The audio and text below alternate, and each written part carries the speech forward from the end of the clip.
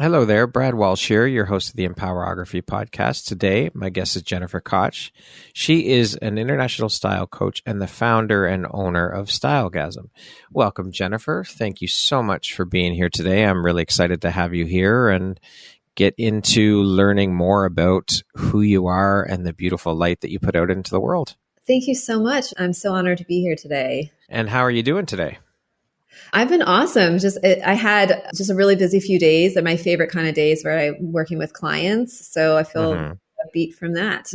So let's jump right in, Jennifer. As I mentioned, you're an international style coach. You're the founder and owner of Stylegasm. How long have you been a fashion style coach? Well, officially, I've had my business for just over 2 years. I've been in fashion my whole life, and I've worked in various sides of the industry for 15, but doing all the ways that I do now for the last couple of years. Okay. And so how and why did you get started in the world of fashion styling in particular? Yeah. Well, people often think, oh, well, maybe I went to fashion school and I went to styling school. And really, that's not the case. It's something that, for sure, a long evolution to get into it. Well, I've always loved style since I was a little girl. My mom used to make me dresses for picture day, and I had really strong opinions about, the fabric and the cut and just, how I want it to be. And I got it, even though it was only a dress I got to make once a year, I almost became addicted to that feeling of being like the belle of the ball. Being able to create something that was just unique. And myself, I was a very shy kid with a speech impediment. So love fashion since that was, 4 or 5 years old, but when that all started. And I knew I wanted to do style, but it took a long time. I was afraid that it was something superficial. I actually dropped out of fashion school, very bad at sewing and pattern making. And I did lots of different things in the industry, had my own bespoke brand. I used to live in Bali, Indonesia, and I did made to order women's wear. And I actually was quite a headache doing products and having to deal with production and figuring out the fabrics. And it was just like, ugh. But what I loved was my clients and just my interactions with them and this deeper meaning of style and how it's this true expression of someone's essence and how transformational it is. And that it's more than just clothes. And so over time, I realized that that's actually where my genius was. And so that's when I switched into doing that to styling a couple of years ago now. Wow. So you did start out wanting to be a fashion designer, but it just wasn't your cup of tea or wasn't your gig. Correct. Yeah. Can you tell us then a little bit about the businesses and the services you offer for your clients? Yeah. So I work pretty much one-on-one, mostly with women, but I do have some amazing men. And one thing is I actually work virtually a lot. I think right now, maybe it's like 70% of my clients are virtually. And I just wrote a post about this today. A lot of times people come to me and they're like, oh, can you just help me with an outfit? I have a special event or I have a photo shoot. And I'm like, I can do that, but just like any area of your life, you need to look at it more like holistically. We want to actually solve the problem. And so with clients, depending on, all that they need, but for someone really going for a full experience with me, like first we got to get clear on what's their vision. What are people's style that they want to emulate, that they're secretly envious of? I have this really cool thing called a style oracle deck. So it's a deck of oracle cards and I have them play with these cards. And I love that because it brings out something deeper, I think on like a more of a soulful level of how they want to express. And even in ways that they might not even tell me initially, but as we pull cards, like, oh yeah, like actually they can see something deeper coming out. And then, going through someone's wardrobe. So you have to look at what you have, just like any good chef would look, in the refrigerator. You got to see what people like, what they got to throw out, what goes with what, and then helping people with shopping and curating outfits. And one thing I do, which is very different from other stylists, is I'm trained in this advanced energy work called energy mastery. And so I infuse this work with my clients. And so it really giving them that full inner and outer transformation, both in their style and just, how they feel about themselves and how they present themselves out in the world. Very cool. So you try and I guess start out by going through what they have and trying to work with what they have before you take them out and say, okay, let's go shopping and let's pick some outfits. You try and work with what they have first. Oh, absolutely. Absolutely. It depends on the person. There's some people that have closets literally full of like dust and things that don't fit. A lot of people, they have things from, decades ago. And, there's some people who do this like deep purge of things. And especially in this post-COVID era, A lot of people have things from old jobs. I mean, they work from home. There's a lot of things that just, they need to go. And then people always have amazing things in their wardrobe that they either don't know how to wear, they forgot about, they need, there's always stuff to work with there. Absolutely. Yeah. Okay.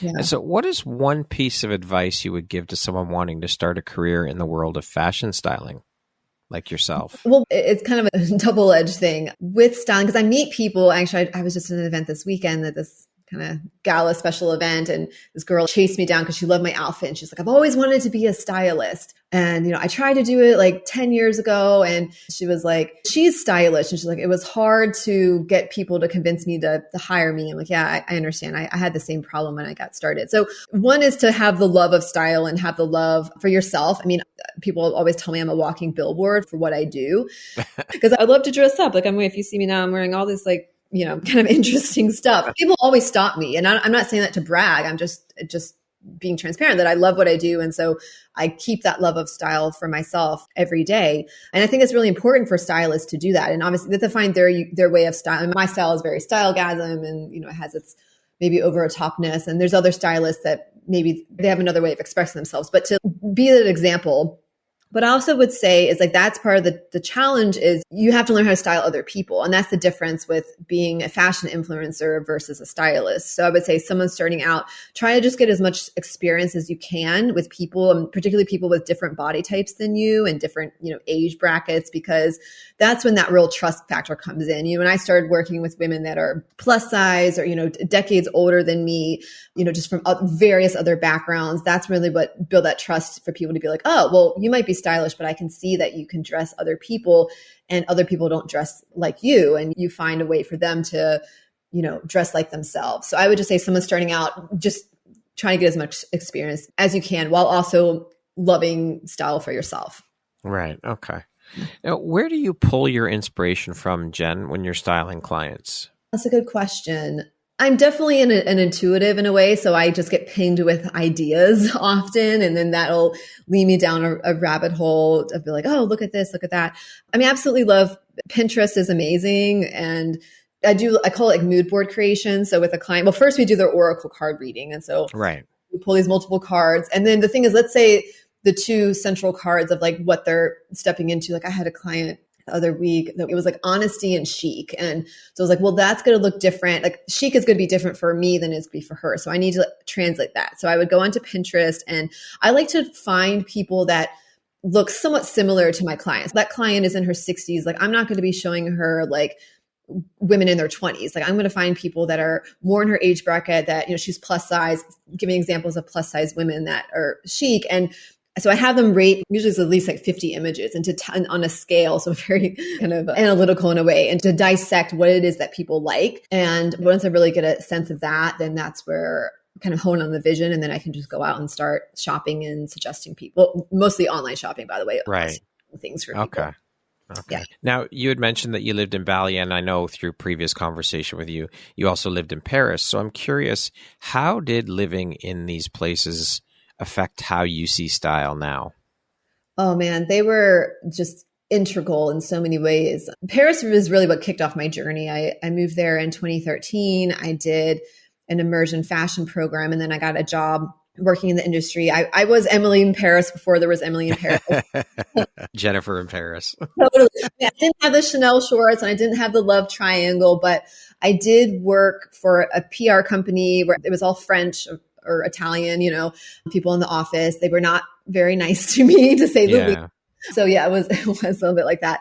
So Paris, I mean, the best education in Paris, I don't know if you've been to Paris, Brad? Yes, I have. Yeah. I mean, just the people watching is... Oh yeah. It's a beautiful city. Yes. It's just such a beautiful city, and people just looking at the women and how they put things together in such this effortless way and just so chic. The atmosphere there, it's just so different. It's worlds apart. Totally. It really is. So I would just say, so much of Paris was by osmosis I also had this assignment actually when I was in my program where we had to go to all these shops. I think it was like 80 shops or something around Paris, and study them and go look at the clothes and try on some of the clothes. And this is designer stuff of all different backgrounds. And that was such an education for me because previously, I was American. I love, H&M and, going to the mall and that sort of thing. So to go to these stores where things are thousands of dollars and there's a whole legacy of these brands and how they've been created and just the art of them. And I started learning about fast fashion and how bad that industry is, and just had a much deeper appreciation for the art of style. So I would say that, yeah, it's almost like there was life before Paris and there was life after Paris. Jen is a different woman after Paris. For sure. Love it. Which fashion stylist do you admire or look up to, and why? Good question. There is a stylist, I'm not sure if I'm saying her name right. Her name is Maeve. She is the stylist for Megan Fox. And she's done a really good job. It's actually really cool to see how much that has affected Megan Fox, and just like Megan Fox has become quite a style icon, and just the way that she puts things together, I think is really cool. I think too, she has a whole thing with being a stylist that she wants to be kind and to be, collaborative she is a very kind of celebrity stylist, but she seems like a nice person at the end of the day and just has a lot of talent. So I would say she would be the one that I would look up to at this time. Okay. Collaboration is such an important piece of the whole, no matter what business you're in, collaboration is key. It's so important. Definitely. Jen, what is your styling philosophy? My styling philosophy is style is really the inner matching the outer.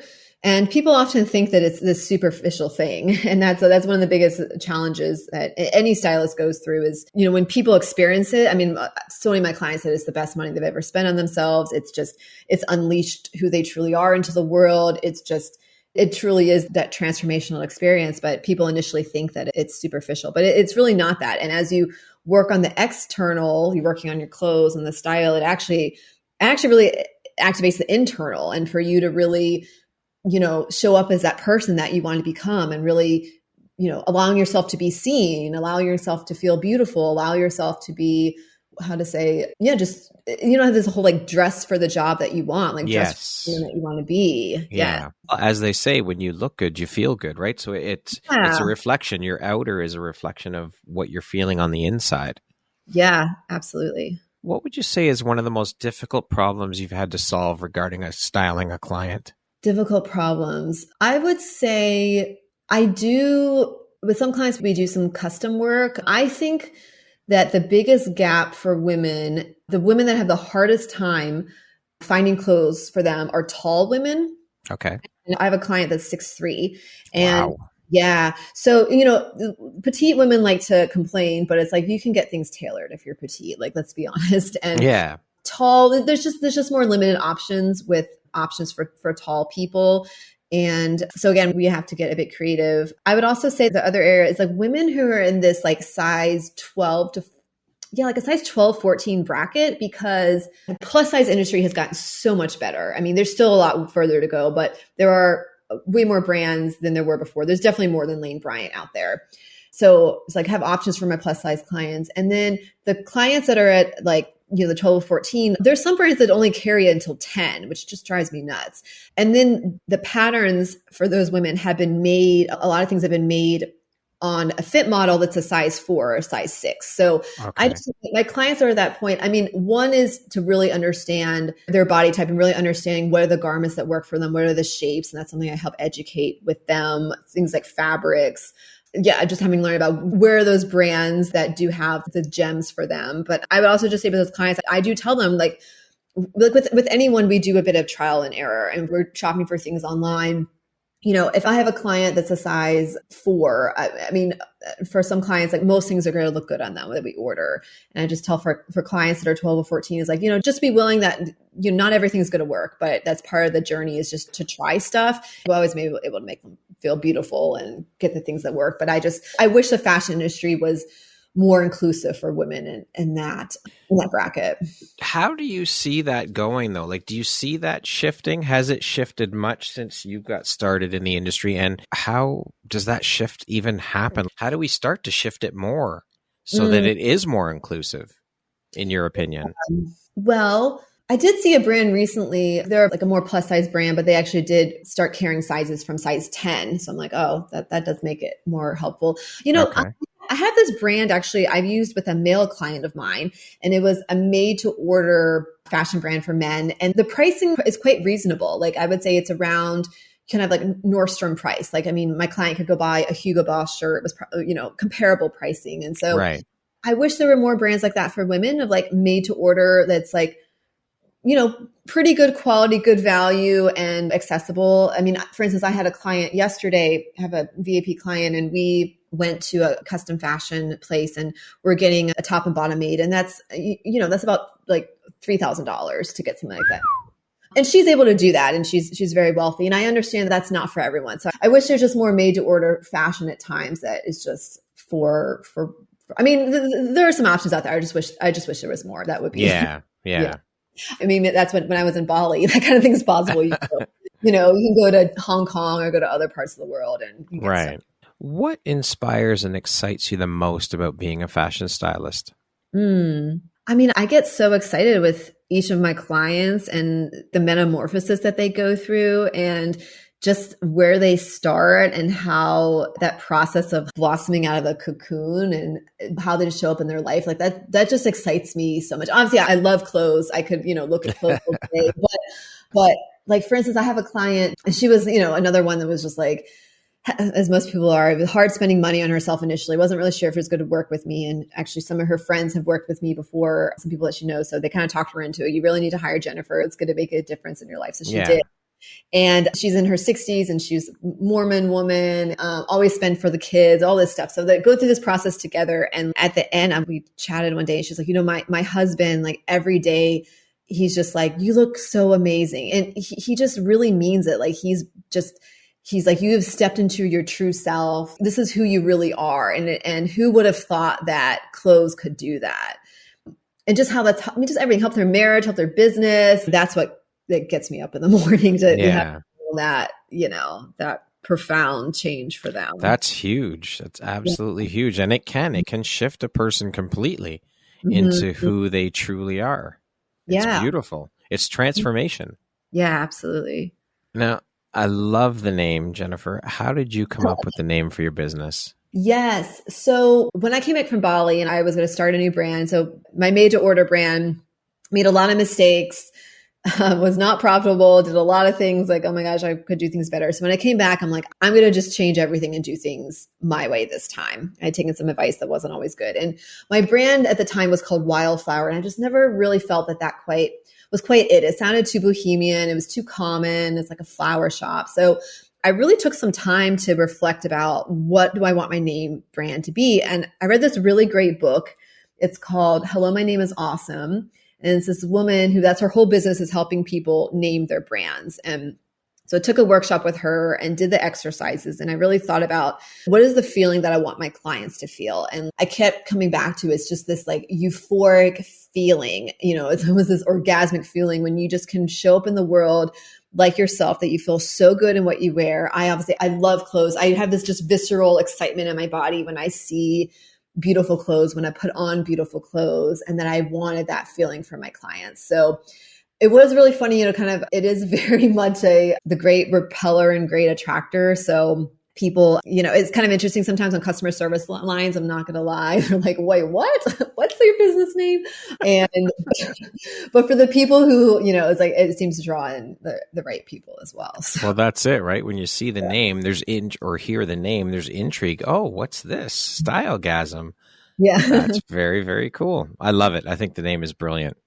Brilliant work, Jennifer. Thank you. You have made it your mission to help people express their true essence through clothing and image. Why have you decided to make this your personal mission?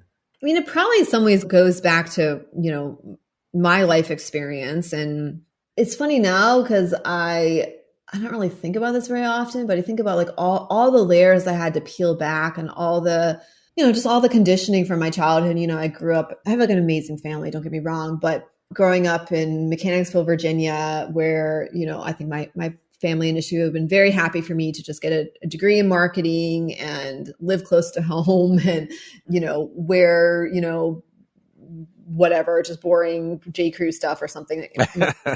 Like J. Crew, don't get me wrong. And really just my life experience to be like, no, like I want a really different life for myself. And I've lived very off the beaten path my whole adult life. I'm having literally traveled around the world, been an expat multiple times, just done a lot of weird things too. And really to be in the place, and definitely the energy work, I would say was a big catalyst for a lot of the things in my life falling into place over the last couple of years, but really to feel confident in who I am and that I can express that. And it's so much to the point that I don't even think about it. I just do it. And that, man, to give other people permissions to be themselves in that sort of way.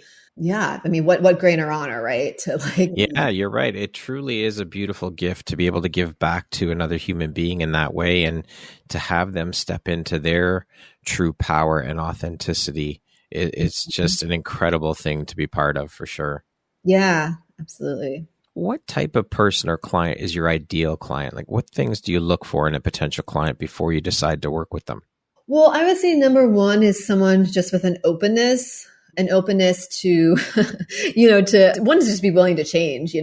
I've mostly had really, really amazing clients, beautiful people, and most of them are very receptive, although some more than others. So just that willingness, I mean, it's kind of a joke, but when I work with my clients now, like I have this moment, I think it's in the session, usually around session 2 or 3, where I have this whole presentation I walk them through. It's like, this is my stylist soapbox. And most of my clients haven't worked with a stylist before, every once in a while, but usually they have not. And just to be like, this is a bit what it's like. And this journey is really fun, but it's also going to be maybe uncomfortable at times for you.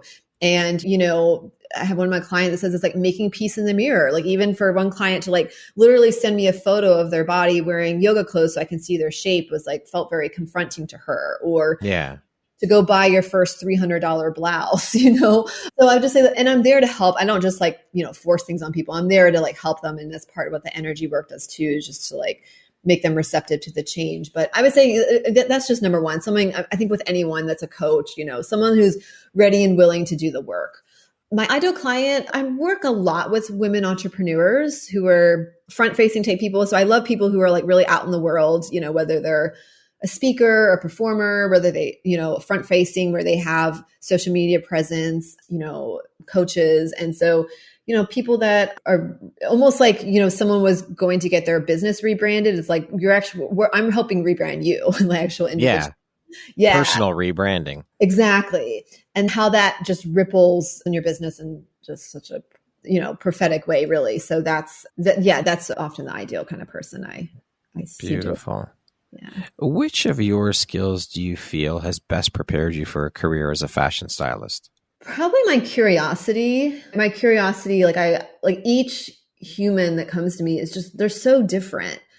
I'm not like hyper niched, and I don't think and for my industry, I don't need to be. I mean, I get maybe sometimes business coaches need to be or something, but just my curiosity that each person, I had an astrologer once I had a really amazing reading with, and he was just saying how he's like, yeah, as a stylist, you would be bored if it was just like, these are the colors that look good on people. He's like, you naturally, like your soul is attuned to just something much deeper and like really, just on the soul level of helping bring something much deeper out of people. So I think, just my ability to be with a person, and my clients say, I feel really seen by you. I feel like you really get me. I think you brought out different sides of myself that, I had forgotten, and were able to, see a higher vision for myself than I could for myself when we got started, like that sort of thing.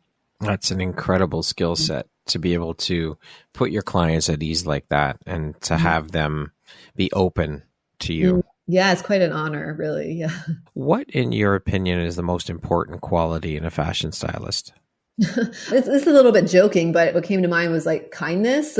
I think there's this idea we see those shows like What Not to Wear or something, and people I think sometimes have this fear like, oh my God, it's a stylist gonna like pick me apart and gonna tell me that I look bad in all these things, or I'm not supposed to wear this, that, and the other. And there are actually a lot of stylists like that. They're just very nitpicky about things, very judgmental. I think, especially being a stylist when you're more high-end stylist as I am, it's not just over the phone, or not working in a department store, like really that real personal connection with people, that people feel safe with you, that people, approachability. So yeah, I think all of that kindness goes a really long way. For sure.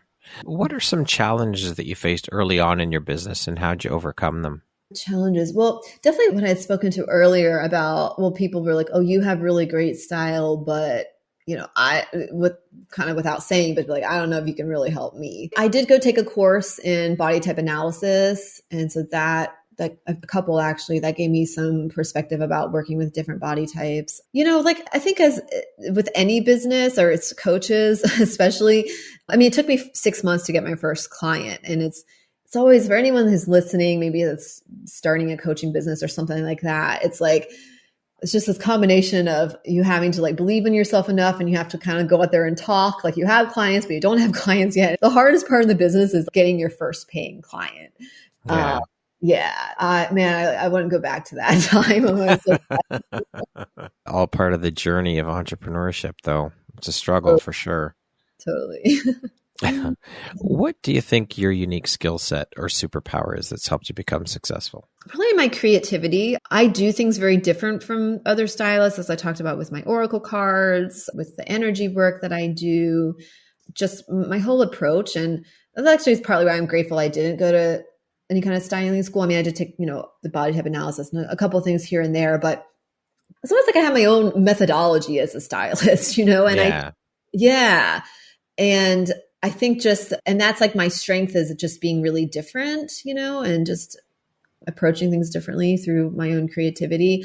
Yeah, that's what I would say. It's definitely beneficial to do things differently than other fashion stylists. And you obviously, bringing the Oracle deck cards into it and the energy work combined with the work that you do is definitely something that's going to make you stand out for sure. Yeah, definitely. Speaking of success, Jennifer, how do you define that word? What does the word success mean to you? Well, success to me, I think you're successful when you can be yourself, obviously it's great to have monetary success. It's great to enjoy what you do, all these things. But a couple things I would say. One is where you just feel that true authenticity of I can be myself out in the world. And I think that goes into helping others and service. I had a post recently and I talked about, there seems to be this trend these days with a lot of coaches, particularly around my age. I'm in my later 30s, where it's like, they want to like work as less as possible and brag about how much money they make and be by the pool. And, and I get that for some people, that's what they want. And maybe that gives them a lot of time with their kids or space to do things. And like that's great. You break the chains of 9 to 5 or whatever. But for me, it's really about service.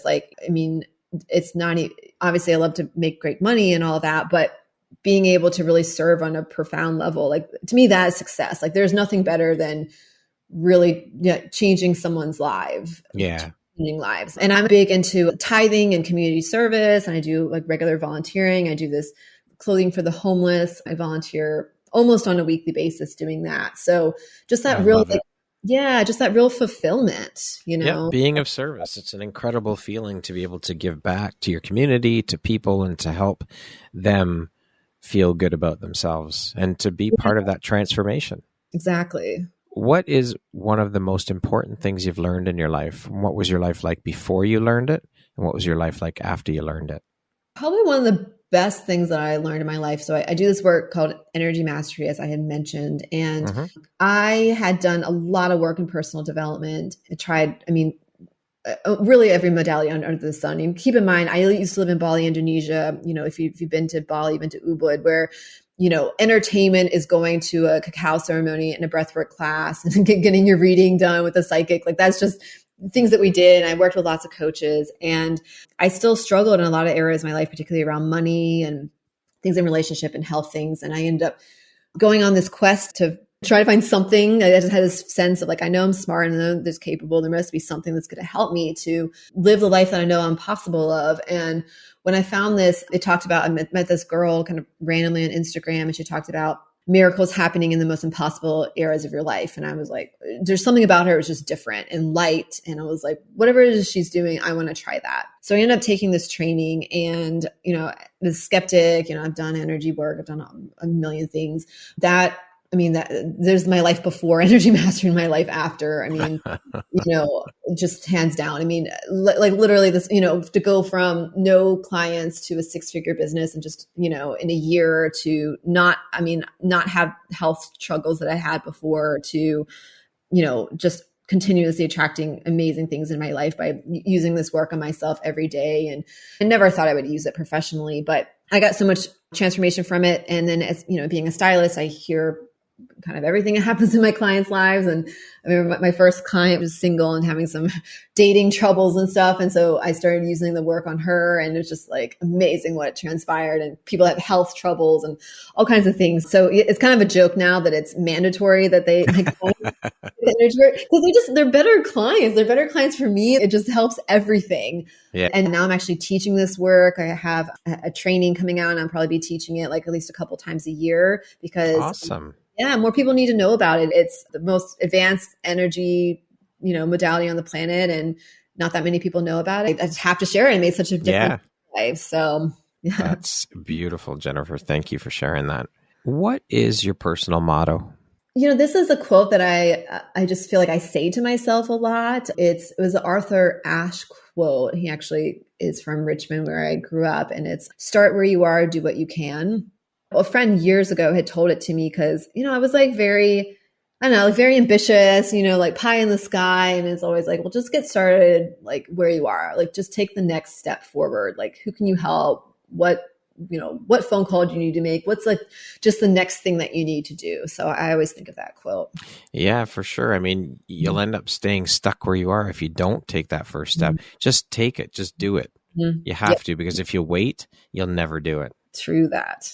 What does the word empowerment mean to you? Empower, to me, it means, to be in your power. And I'm a big believer in, I think it's a word that we throw around a lot. And I really believe to empower others, you have to empower yourself first. You really have to be, the embodiment of that. And then just naturally people will flock to that when you embody it. Not even necessarily what you say, just that you are that people want that.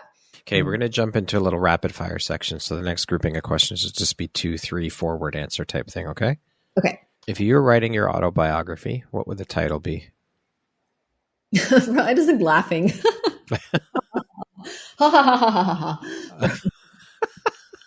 All right. What was your dream job as a child? I didn't have one. My mom was a teacher. My sister, they assumed I would be a teacher, but that never really fit. But how would you describe yourself in one word? Soulful. If you came with a warning label, what would yours say? I just probably use, highly energetic, use with caution. If you could teach the world one thing, what would it be? For people to love themselves. What's one thing you want but cannot buy with money? Great relationships. Maybe more of them. If you could change one thing about the world, what would you change? I would love to get rid of anxiety and depression. That'd be great. Yeah, mental health is a huge issue, and it'd be great to rid the world of that for sure.